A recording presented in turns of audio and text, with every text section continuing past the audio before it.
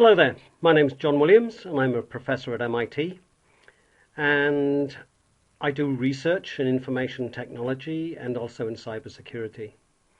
And I want to talk to you today about business transactions and fraud related to credit cards, phones and SIMs.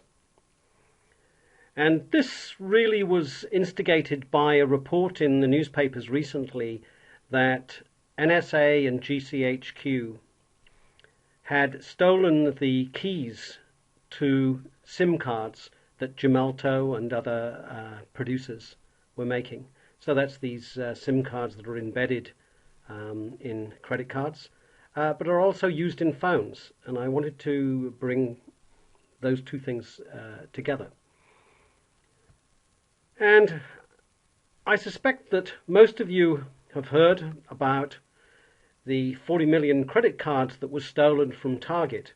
These were stolen from the point of sale computers, and they stole the credit card numbers, the expiration dates, and the CVV number. That's the 3-digit security code that actually makes it more difficult for the crooks, the skimmers, to copy, rather than just getting the code of the card off the magnetic stripe.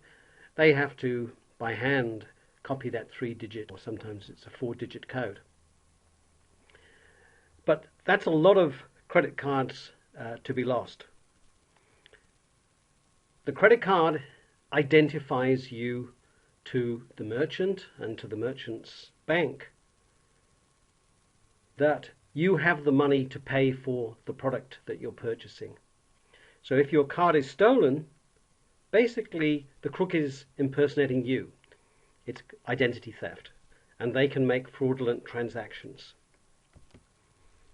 As I say, the CVV, it's illegal actually to record that, and it makes it more difficult for crooks to skim. Now, by skimming, this comes from crooks used to carry little magnetic stripe readers, on their belt, if they were, say, waiters, so they could take your card and just skim it through that, and they'd have your card number. Now they really need as well to get your PIN number. But this, for example, shows a camera that's hidden in the pamphlet container next to the ATM machine, and this camera can watch you type in your PIN, and they have other means that we'll see now to skim the number off your card.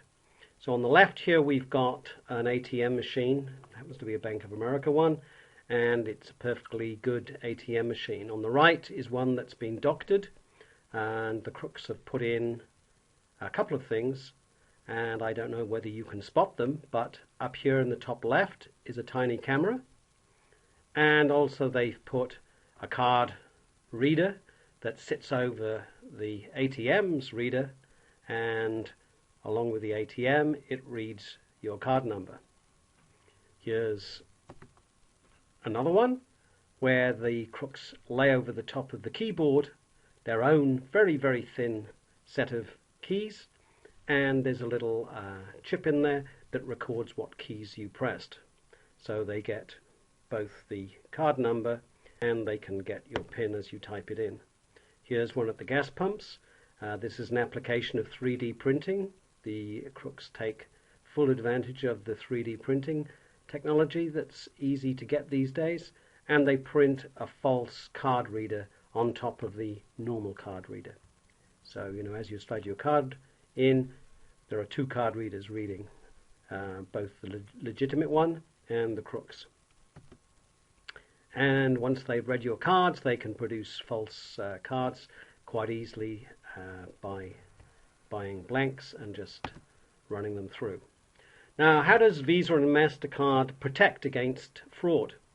So here's the flow diagram of what happens when you present your card to the merchant. So here you are in the bottom right, and you present your card to the merchant, and the merchant reads your card and other details, CVV for example, and even AVS, an address that can also validate whether the card should be being spent in this location. And that information is presented to the merchant's bank, and they pass it then on to the Visa and MasterCard network. And Visa and MasterCard have fraud analytics that run, and within 1 second give a rating. Really, it's a risk assessment of whether that transaction is valid or not. And they make contact with your bank to make sure that that card has sufficient funds and give a response back to the merchant.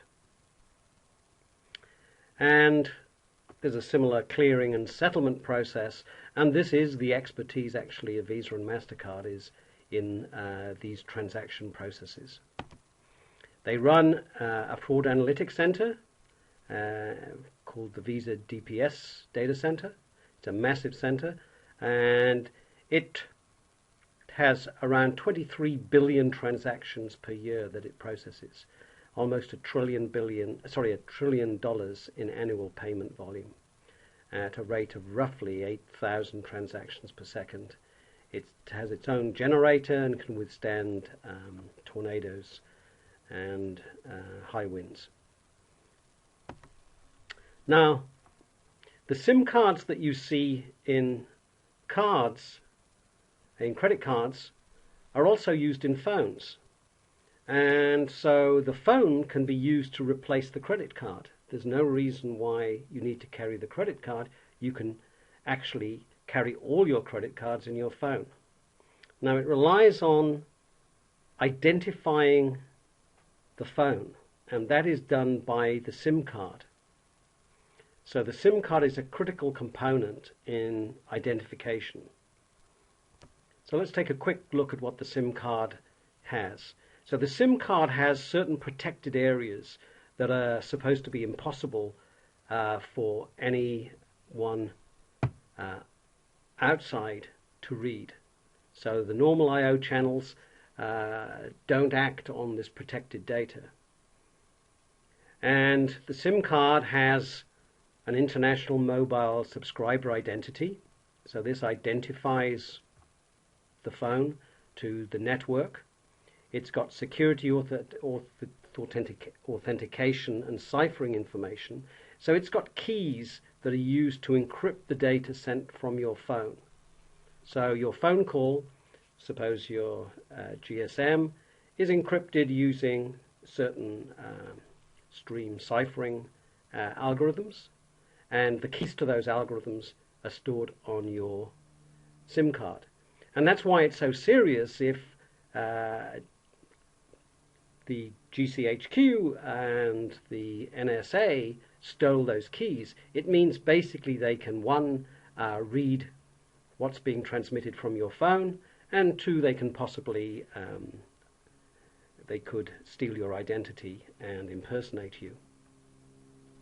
Now, usually the SIM cards have been deemed to be very, very safe indeed.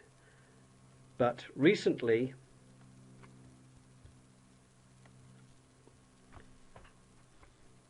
there's been some indications that these cards have been cracked. Gemalto and Obertha are the two largest SIM card manufacturers. They deny that these breaches have taken place. However, researchers have now claimed that they can crack the GSM code given sufficient conversation. So they have a stream of encrypted data. If they have a sufficient stream, they can attack this A5/1 cipher stream algorithm and obtain the keys. And so there are indications now that the SIM cards themselves are attackable. And so it's critical that we develop sophisticated fraud analytics so that we can detect possible fraudulent transactions. And this involves running sophisticated machine learning algorithms in some cases on the data, and for example There are new defenses in which they track the location of your cell phone and match that to the location where the card is being presented to make sure that these match and that you are actually where you say you are. And Accenture is heavily involved in fraud analytics, and we at MIT are collaborating with your Dublin office, and we're doing a joint project with Accenture as part of the Accenture MIT Alliance for Business Analytics. And if you visit these websites, I think you may find some interesting information there about fraud detection and the kinds of analytics that we're developing today to detect fraudulent transactions. So goodbye for now.